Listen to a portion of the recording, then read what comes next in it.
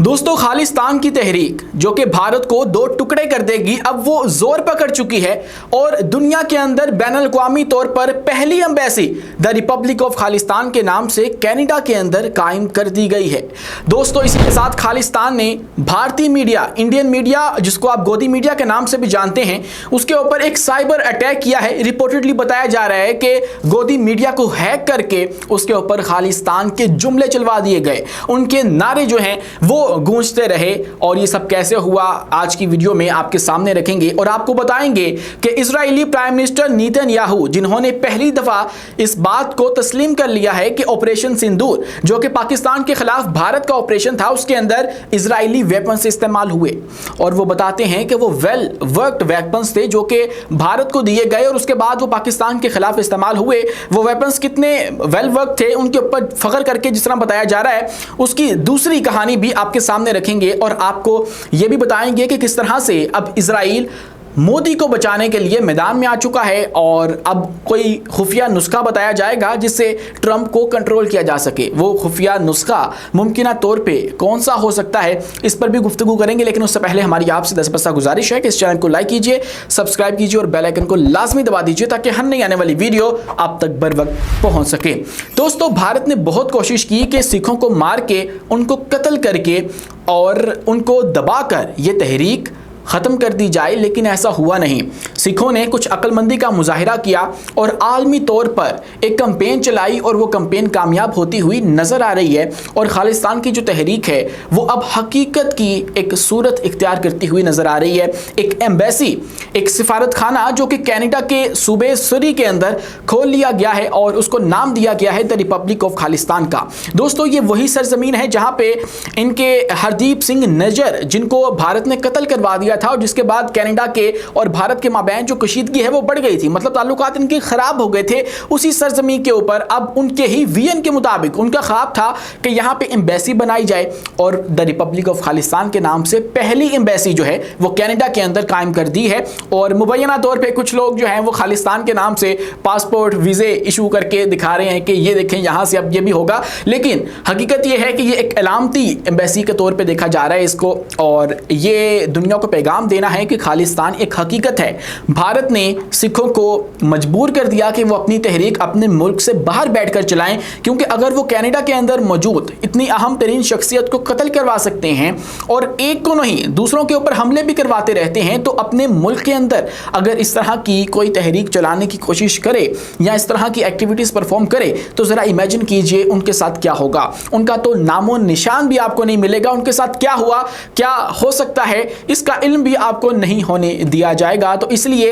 अब उन्होंने इनका मुकाबला करने का फैसला किया है और कत्ल होने के बावजूद भी, कुर्बानियां देने के बावजूद भी खालिस्तान की तहरीक जोर पकड़ चुकी है और अब लगता यह है कि वो एक हकीकत बन चुकी है, क्योंकि रिसेंटली अमेरिकी सदर ने भी इसको सपोर्ट कर दिया जब उन्होंने गुरु पतवंत सिंह को एक लेटर लिखा, एक खत लिखा और उसके अंदर उन्होंने उनको उनकी तरफदारी करते हुए कहा कि अमेरिका अपने शहरियों का तहफ़्फ़ुज़ करता है। ये भारत नहीं है। हाँ, ये भारत वाला जुमला उन्होंने नहीं बोला, लेकिन मतलब उनका यही था, भारत को पैगाम देना था कि भाई ये सूरत भी, ये वाला रास्ता भी मेरे पास मौजूद है। अगर आप लोग मेरी बात नहीं मानते हो तो फिर मैं इन सिखों को एम्पावर करूंगा और इतना एम्पावर करूंगा कि ये आपके मुल्क के दो टुकड़े कर देंगे। ये पैगाम देना मकसूद था अमरीकी सदर का, जो कि उन्होंने गुरु पतवंत सिंह को, जो कि खालिस्तान तहरीक के एक रहनुमा है जिनको भारत दहशतगर्द कहता है और उसी के साथ भारत उनके ऊपर हमला भी करवा चुका है, जानलेवा हमला, और उसके बाद फिर वो केस भी चलता रहा। उन्होंने अमेरिका के अंदर केस भी कर दिया भारत के ऊपर, वो अलग से एक मामला है। लेकिन गुरु पतवंत सिंह को अमरीकी सदर का ये जो खत था, ये भारत के लिए बेसिकली एक पैगाम था कि जिसको आप लोग दहशतगर्द कहते हो उसको मैं अपनी सरपरस्ती के अंदर यहाँ पे इतना एम्पावर करूंगा, उसको इतना मजबूत कर दूंगा कि ये आपके मुल्क को तोड़ सकता है अनटिल अनलेस आप लोग हमारी बात नहीं मानते हो। और ये खासकर ऐसे माहौल के अंदर खत लिखा गया था कि जब अमेरिका भारत के ऊपर बरस रहा है, उसके ऊपर रोज़ाना की बुनियाद के ऊपर कोई नई पाबंदी लगाता है, उसके ऊपर कोई बम फोड़ देता है, ऐसे में फिर खालिस्तान की तहरीक को सपोर्ट करना, उसका जो सीधा सा मतलब है वो यही था कि भाई ज़रा बच के रहना, मेरे पास ये वाली ऑप्शन भी मौजूद है। दोस्तों, इसी के साथ जो कनाडा है उसके अंदर जो एम्बेसी है वो तो खोली गई है, उसके बाद ये आवाज़ें भी उठ रही हैं कि पाकिस्तान को भी ऐसा कोई कदम उठाना चाहिए, ऐसा इनिशिएटिव करना चाहिए कि यहाँ पे भी सिख भाइयों की मदद की जाए, क्योंकि हम शुरू से सिखों की मामनत करते आए हैं, उनको सपोर्ट करते आए हैं और हमने तो अपने दरवाजे भी खोल दिए। भारत से डायरेक्टली आके वो यहाँ पर अपनी मजहबी रसूमात अदा कर सकते हैं, अपनी मजहबी जगह का विज़िट कर सकते हैं, और जो कि भारत नहीं चाहता। इवन के मोदी उनको रोकता है, हम लोगों ने तो कभी उनके ऊपर पाबंदी नहीं लगाई है। तो इसीलिए उनके साथ जज्बात भी पाकिस्तानियों के जुड़े हैं, किसी ना किसी हद तक जाके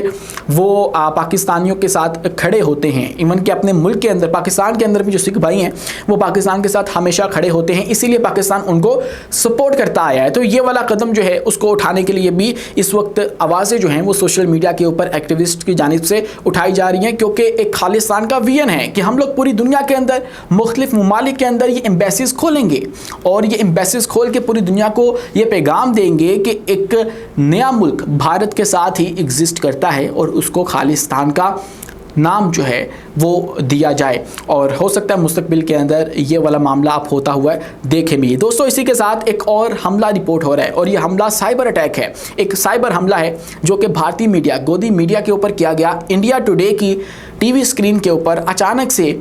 स्क्रीन जो है वो ग्लिच करती है और उसके बाद खालिस्तान के चंद जुमले जो हैं वो नज़र आने लगते हैं। खालिस्तान का नारा, स्लोगन जो है वो चल पड़ता है और वो ये था कि we will fight until the freedom of Khalistan.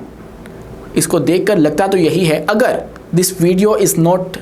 N edited form तो ये खालिस्तान की जानिब से है और वो साइबर सिक्योरिटी के अंदर और इस तरह की टेक्नोलॉजी के अंदर भी प्रिवेल कर चुके हैं, एक्सेल कर चुके हैं, और इतना कि वो गोदी मीडिया को हैक भी कर रहे हैं। और इंडियंस जो कि उनकी आवाज़ अपने मुल्क के अंदर नहीं सुनना चाहते, उन तक इस तरह से आवाज़ पहुंचा देगी अगर ये वीडियो ठीक है, जो कि मुझे लगता है कि शायद थोड़ा सा उसको डिस्टोर्ट करके पेश किया गया है। लेकिन ये वीडियो इस वक्त जो है वो सर्कुलेट कर रही है, इसको आपने मानना या नहीं मानना ये आपके ऊपर है। दोस्तों, इसी के साथ जो मोदी है उसको बचाने के लिए उसका आप यूँ कह लीजिए कि सबसे बड़ा दोस्त, उसका अनकॉल्ड ब्रदर वो मैदान में आ चुका है, जिसका नाम है नेतन्याहू। दोस्तों, नेतन्याहू ने ये कहा है कि मैं मोदी को मशवरा दूंगा और खुफिया में मशवरा दूंगा कि आपने ट्रंप को किस तरह से मैनेज करना है, उसको हैंडल किस तरह से करना है। अब किस तरह से हैंडल करना है, ये सारा मामला हुआ कुछ इस तरह से कि जो जेपी सिंह है तिल अबीब के अंदर भारतीय सफ़ीर हैं, उन्होंने जाके नेतन्याहू के साथ मुलाकात की। ऐसे मौके के ऊपर सहाफ़ी भी मौजूद थे, उन्होंने सवाल भी किए। ऑपरेशन सिंदूर के हवाले से सवाल का जवाब देते हुए उन्होंने कहा कि जो हमने असला दिया था, हैरोप ड्रोन्स दिए थे, उसके बाद कुछ डिफेंस सिस्टम का वो जिक्र करते हैं, उन्होंने बहुत ही अच्छा जो है वो काम किया ऑपरेशन सिंदूर के अंदर। मतलब इनडायरेक्टली वो ये कह रहे हैं कि हमने पाकिस्तान के ऊपर हमला किया, हमारे हथियारों ने, इजरायली हथियारों ने पाकिस्तान के ऊपर हमला किया और भारत से ये काम जो है वो करवाया गया, या भारत ने इजराइल की मदद से पाकिस्तान के ऊपर हमला किया था। लेकिन ये जिन ड्रोन्स की बात कर रहे हैं, जिनको फ़ख्रिया तौर पे ये पेश कर रहे हैं कि भाई हमारे वेल वर्कड वार प्रूवन ड्रोन्स पाकिस्तान के ऊपर हमने छोड़े ऑपरेशन सिंदूर के अंदर, ये वही ड्रोन्स थे जिनको हमारे शहरियों ने, हमारी अफवाज ने नहीं, हमारे शहरियों ने अपनी बंदूकें निकाल के गिरा दिया था। ड्रोन्स बहुत अच्छे थे, लेकिन they were not the match of Pakistani enthusiasm, और पाकिस्तानियों के जज्बे के मुकाबले में वो कुछ भी नहीं थे। पाकिस्तानियों ने खुद अपनी छतों के ऊपर चढ़ के उनका मुकाबला किया, उनको गिरा दिया और उनके 10-10 मिलियन का नुकसान जो है वो एक ड्रोन से कर डाला। और भारतीय तो इस तरह से थे कि उनको तो ये चलाने भी नहीं आते थे। खबरें ये मौजूद हैं कि इजरायली जो ऑपरेटर्स हैं वो भारत के अंदर आए, उनकी एयर बेसिस के अंदर, और उन्होंने इन ड्रोन्स को ऑपरेट किया था। मकसद इनका ये था कि पाकिस्तानियों के अंदर पैनिक क्रिएट किया जाए, जो कि नहीं हो सका,